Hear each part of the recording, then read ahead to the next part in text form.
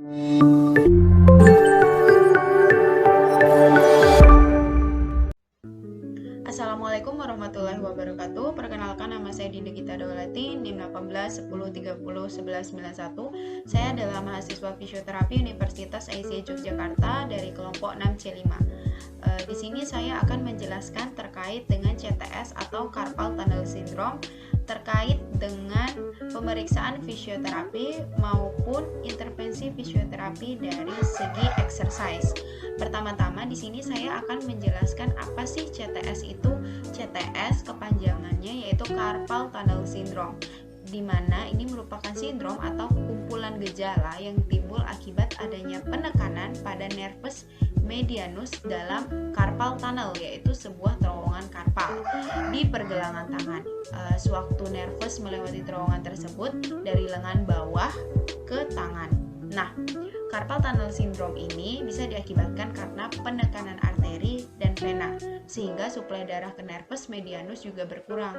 Hal inilah yang menyebabkan terjadinya beberapa gejala seperti mati rasa, kesemutan, panas, dan sebagainya.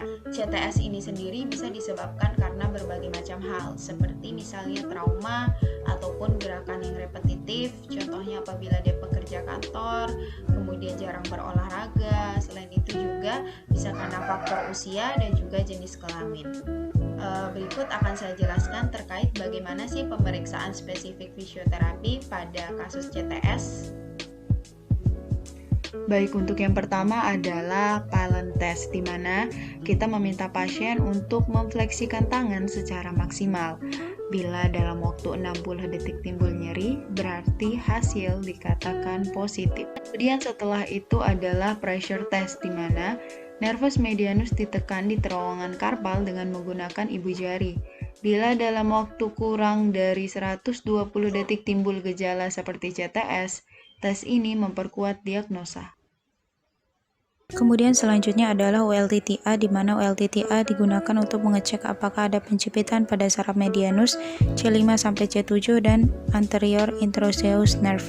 Tes yang kita lakukan di mana kita mengecek yang sehat dahulu, kemudian kita memberikan depresi pada area shoulder dengan tangan, kemudian kita minta abduksi sekitar 110 derajat, fleksi elbow 90 derajat, lateral rotasi dari wrist, kemudian kita ekstensi wrist sampai ke finger, lalu ekstensi elbow perlahan dan lateral fleksi. Hasil dikatakan positif apabila terdapat rasa nyeri selama pelaksanaan tes. Kemudian setelah itu adalah ULTTB. Di sini kita mengecek untuk saraf medianus, aksilari, dan musculocutaneous. Kita meminta pasien untuk side fleksikan sedikit dari kepalanya. Kemudian setelah itu kita melakukan depresi shoulder dengan lutut kita ataupun hip. Kemudian setelah itu kita mengabduksikan sekitar 10 derajat, fleksi elbow 90 derajat, supinasi dari wrist. Kemudian setelah itu kita memberikan ekstensi dari wrist hingga ke finger, hingga ke elbow dan lateral fleksi. Hasil dikatakan positif apabila terdapat rasa nyeri selama pelaksanaan tes. Kemudian setelah itu adalah Tinel sign, di mana kita mengecek apakah terdapat CTS atau Carpal Tunnel Syndrome. Di sini kita melakukan ketukan pada bagian terowongan karpal, kemudian kita melakukan ketukan dari jari telunjuk hingga ke elbow.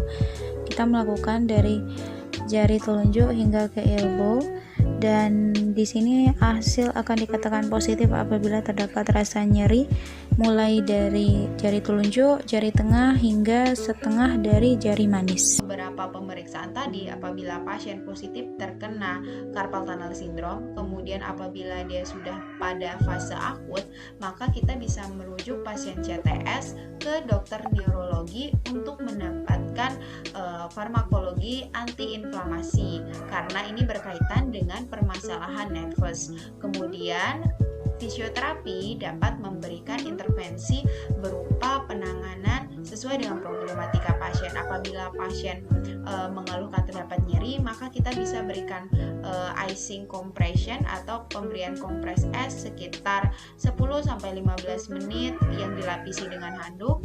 Kemudian setelah itu apabila pasien merasakan pegal di area tangan, maka bisa kita berikan infrared untuk memberikan relaksasi pada area otot-otot yang mengalami pegal atau spasme. Infrared bisa diberikan sekitar 20 menit. Nah, kemudian bagaimana apabila rasa nyeri tidak berkurang walaupun sudah diberikan es tadi, maka fisioterapi bisa memberikan TENS, di mana TENS ini mampu meredakan rasa nyeri dengan memblokade dari gerbang nyerinya itu sendiri. TENS diberikan sekitar 20 menit. Kemudian setelah itu juga bisa diberikan US sekitar 20 menit untuk membuka dari terowongan karpalnya agar lebih rileks dan medianus nerve-nya itu dapat kembali teraliri oleh peredaran darah. Kemudian setelah itu bisa kita berikan beberapa exercise dengan hitungan 2x8.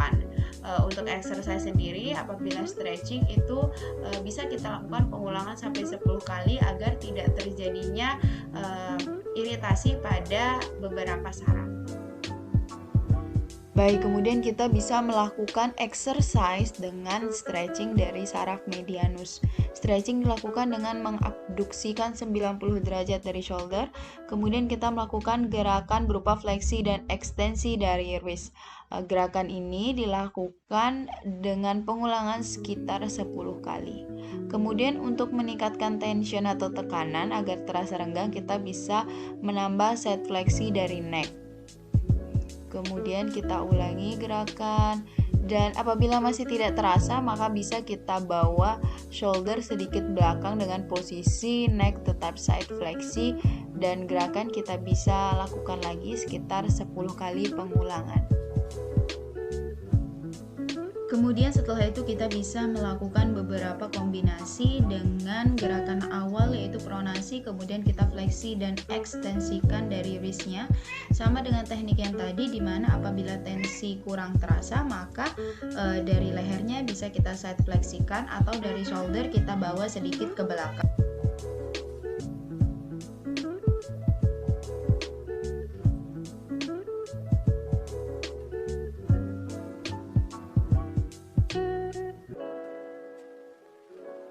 Setelah itu kita bisa melakukan beberapa kombinasi dengan bantuan di dinding, yaitu dengan memfleksikan dari wristnya. Ini untuk men-stretching otot-otot dari flexor. Kemudian setelah itu bisa kita lakukan force extension pada tembok dengan sedikit side fleksi pada neck.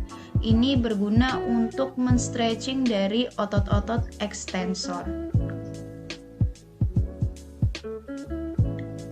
Setelah itu kita bisa juga melakukan beberapa gerakan yang disebut juga dengan tendon glide, di mana di sini kita memperpanjang tensi dari tendon, khususnya untuk memberikan tensi atau perpanjangan pada beberapa saraf seperti ulnaris. Kemudian tidak lupa kita melakukan beberapa gerakan pokok seperti fleksi dan juga ekstensi. Kemudian setelah itu tidak lupa juga dengan gerakan ulnar deviasi dan juga radial deviasi. Untuk pengulangan sama, bisa 2x8 pengulangan atau 10 kali pengulangan. Yang kemudian apabila latihan aktif sudah kita lakukan, bisa kita tambah dengan adanya resisten menggunakan barbel ataupun botol minuman yang diisi air sesuai dengan kemampuan pasien. Gerakan kita lakukan bisa untuk meningkatkan kekuatan dari otot-otot flexor ataupun meningkatkan kekuatan otot-otot ekstensor dengan gerakan yang sebaliknya. Kemudian setelah itu kita juga bisa menguatkan beberapa otot dari jari jemari yang cukup kecil dengan menggunakan mini band ataupun karet yang kemudian kita membuat regang dengan jari-jari kita. Semoga bermanfaat.